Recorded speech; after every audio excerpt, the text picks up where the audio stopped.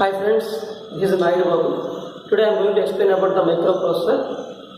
First of all, we discuss about what is the importance of microprocessor.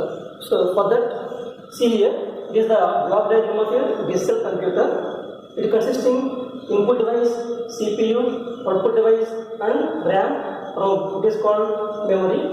It is called CPU. CPU is nothing but central processing unit. It consisting ALU, EU and CU. ALU means arithmetical logical unit, EU means execution unit, CU means control unit. So in this computer block diagram, the heart and brain of the system is CPU, central processing unit. So before 1971, all these are as a discrete parts. But in 1971, John Kilby, he invented IC, nothing but integrated circuit. So then the total CPU is available in a single IC form. That IC is called microprocessor. Input device is there. Through input device, we will give the data instructions to this microcomputer, and it is the output device. It will show the results, and this one is the memory. It is used for storing the binary data. It consisting RAM and ROM. RAM is system memory. RAM is user memory. RAM means random access memory. ROM means read-only memory. We will discuss all these things next videos clearly. Just now we will focus on the microprocessor. CPU is available as a single IC is called microprocessor, and the first microprocessor was 4004. It was developed by Intel company in 1971. Intel Corporation of America developed the first microprocessor 4004 for designing the simple calculator. And next microprocessor was 8008, and in 1972 it was developed. And next microprocessor was in 1974 8080. Next one is 8085. And next one is 8086. Next one is 8088 in 1979. Later 80186, 286, 386, Pentium 2, Pentium 3, Pentium 4, Pentium 5. Next dual core, I-core, Duo, i3, i5, i7. These are the different advanced processors. It is about the microprocessor genealogy, history of microprocessor. And all these microprocessors are classified based on one parameter, that is word length. Word length. What is meant by word length? Word length means the number of bits. It is the ability of the microprocessor to accept and process number of bits at a time. That is called word length. Suppose if you take 4004, its word length is 4 bits. That means it can able to accept and process 4 bits at a time. Coming to the 8008, 8080, 8085, all are 8-bit processors. All are 8-bit processors. That means they can able to accept and process at a time 8 bits. And next coming to the 8086, it is a 16-bit microprocessor.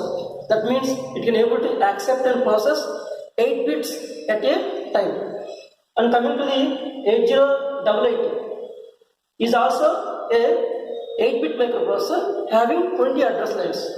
80. And all these microprocessors are having address lines and data lines. See, it is the simple block diagram of representation of microprocessor. It consisting data bus and address bus. Data bus is bidirectional bus. Address bus is unidirectional bus. Data bus means a group of bytes which carries binary information. Data bus is nothing but which carries the data among the peripherals to the processor and processor to the peripherals. And it is the address bus through which microprocessor will send address to the corresponding peripherals or corresponding to the memory location. And coming to the 4004 microprocessor, 4004 microprocessor is a 4-bit microprocessor. 4-bit microprocessor, and it is having 4-bit data bus. 4-bit data bus. And coming to the 8008, it is a 8-bit microprocessor and having 8-bit data bus and 14-bit address bus. 14-bit address bus. What is the importance of data bus and the address bus? Whenever the processor is having more data bus, then its speed is increases. Whenever the data bus is more, whenever the processor is having higher address bus, then it can able to access more memory. That means, suppose if you take 8008 microprocessor, it is having 14-bit address bus. So we can connect to the 8008 microprocessor. We can connect. That means 2 power 14. 2 power 4 means 2 power 4 into 2 power 10. 2 power 4 means 16. 2 power 10 means 1 kb. Nothing but 16 kb. So we can able to connect only 16 kb memory. 16 kb memory to the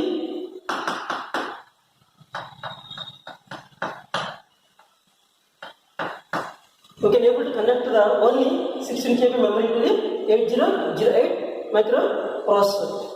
So it depends upon the number of addresses. Coming to the 8080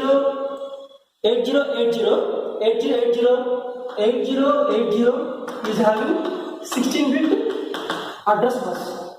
So we can able to connect 2 power 16 memory, nothing but the 2 power 16 is about 2 power 6 into 2 power 10, nothing but 64 into 1 kb, nothing but 64 kb.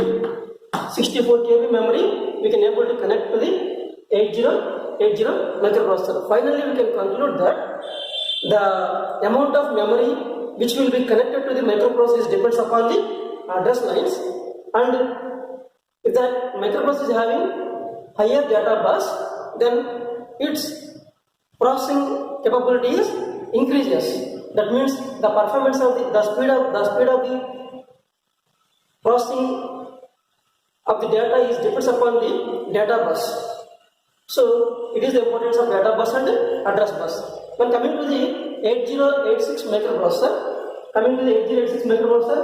it is having 16-bit data bus and 20-bit address bus. 20-bit address bus. So that means we can able to connect to 8086 microprocessor 2 power 20, nothing but the 1 MB memory. 1 MB memory can be connected to the 8086 microprocessor. When the number of address lines are increases, the memory connecting capability also increases. So likewise, all these are the advanced versions of different types of microprocessors. Thanks for watching.